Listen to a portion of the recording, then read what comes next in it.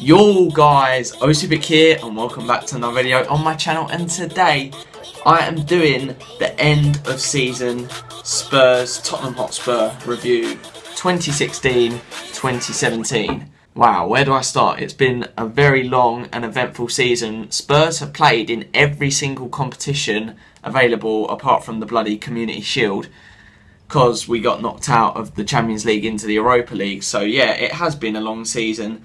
I've only done reviews for like the last several games because I just thought it would be a good idea now to start. I mean, it was a bit late, but yeah. I have thought about vlogging games, but my initial plan was to start vlogs when we move into our new stadium, because Wembley next season, let's be honest, is going to be just nowhere near as good. It's just going to be dead.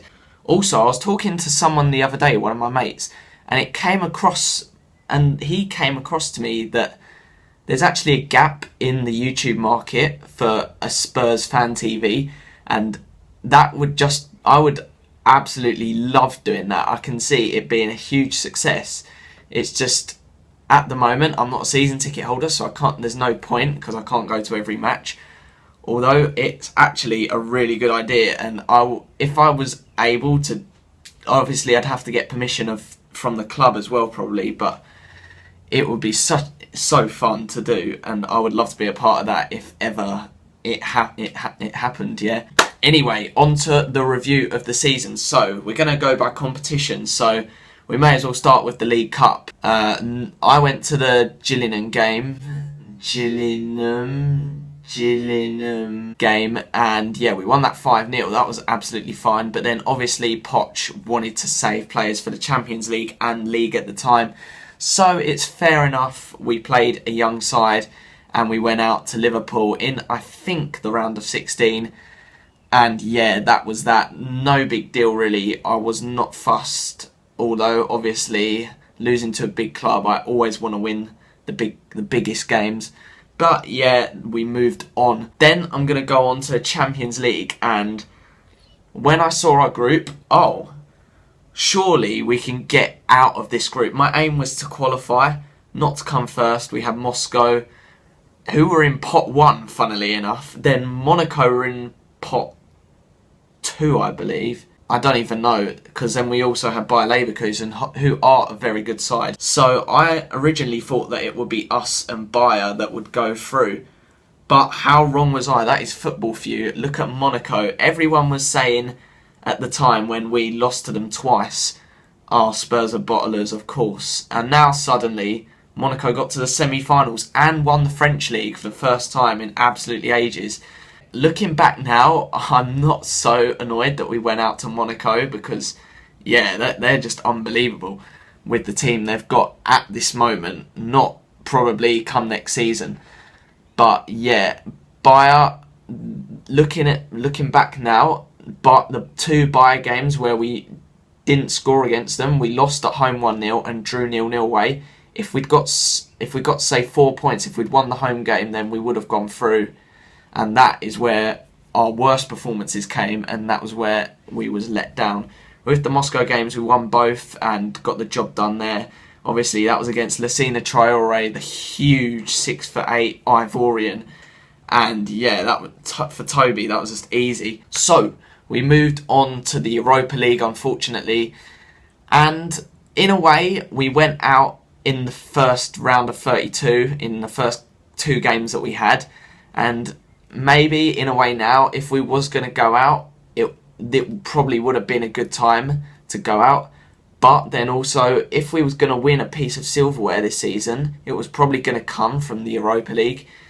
Like, I know we would have had to have played our games at Wembley, but the teams, Man U won it with ease, really. And if they can win it, we can definitely get to the final, and hopefully, well, it would have been an all-English final. That's what I was hoping in the first place. So the Europa League was a disaster. After that 2-2 game, I was completely dejected.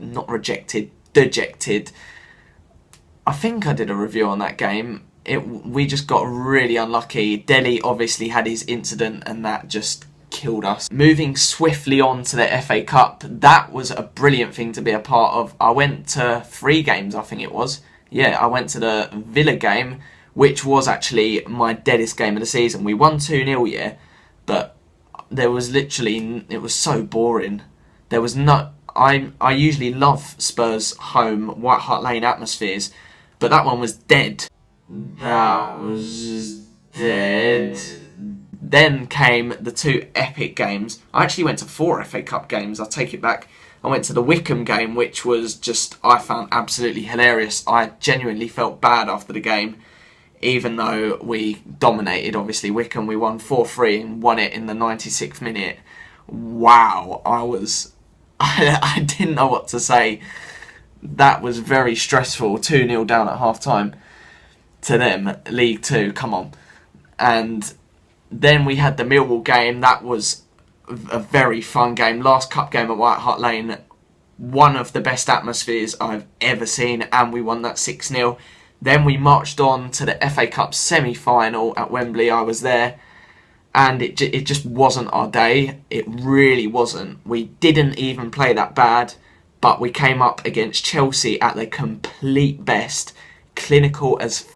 And yeah, it wasn't meant to be. And we went out in the semi-final. So FA Cup, I was very proud. And I couldn't really complain because we went out to the best team in England at the time. Then that leaves us with the league. And the league was just brilliant. I went to quite a few games at home. And we finished second on 86 points. Our most points tally by a long shot for a very long time. At the start of the season, I would have taken, honestly, 4th. I was like, yeah, we'll get Champions League again, so we're in the Champions League consistently, and then, you know, we're showing more consistency and an improvement on previous seasons, finishing 5th and occasionally 6th. But now we've gone from 3rd to 2nd, and Poch, the challenge for him every season is to keep improving. And I can safely say he's done that this season. Considering he didn't even sign that many good players, he signed Sissoko and Janssen, and that just wasn't a success. But I tell you what, the one player that did work this season was Wanyama. Him going alongside Dembele just improved our team, and that's exactly what we needed to have some more consistency, strength, and just boss that midfield. And yeah, Wanyama did that perfectly. He also allowed Dyer to drop in at 3 at the back. So, yeah, we could just had more options to rotate, really. And we just have a completely stronger squad now than we did a year ago, considering Wanyama was the only successful signing. So, that concludes my end-of-season review. I'm going to give Spurs an 8 out of 10 for this season. I feel that's a fair reflection on how we have done this season overall in all competitions. There has been some disappointments, but we haven't actually lost that many games. We've improved from last season. We didn't bottle the league at the end this season for anyone that is gonna talk about that, because we was miles off at the start of the new year. In fact, Arsenal were top of the league at Christmas, I'm pretty sure. So, yeah, and there was a 10-point gap, and we managed in the end to narrow it to 7 points.